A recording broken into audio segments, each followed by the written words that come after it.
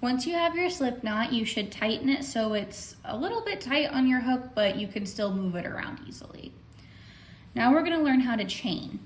The tail of your yarn should be loose, or you can hold it with the hand that you're holding your hook. So I'm right-handed, so I'm holding my hook with my right hand. My working yarn is what I'm making my project with. So to chain, you need to be able to get your working yarn over the back of your hook. So I have my hook, I'm putting the yarn over. That is actually called a yarn over. After you have the yarn over the back of the hook, you need to be able to pull your slip knot over the hook while leaving this working yarn on the hook still.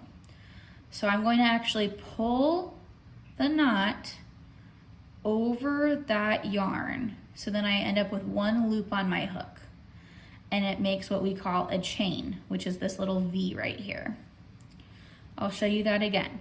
So I have my working yarn in my left hand, my hook in my right hand. I'm yarning over and I'm pulling through the loop.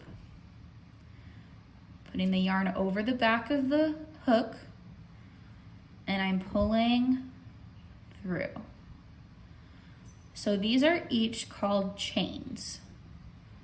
As you get better, you'll be able to make these chains much faster. And you want all of your chains to be the same tension. So that means that they all look about the same. Early on, you might see that your chains are really tight and hard to work into, or maybe really loose. That gets better with practice.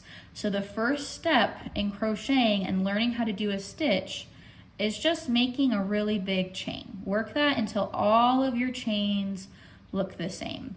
You don't want it where you have one that's a lot bigger than the other. So you're pulling over and pulling through. Yarn over and pull through. Yarn over, pull through.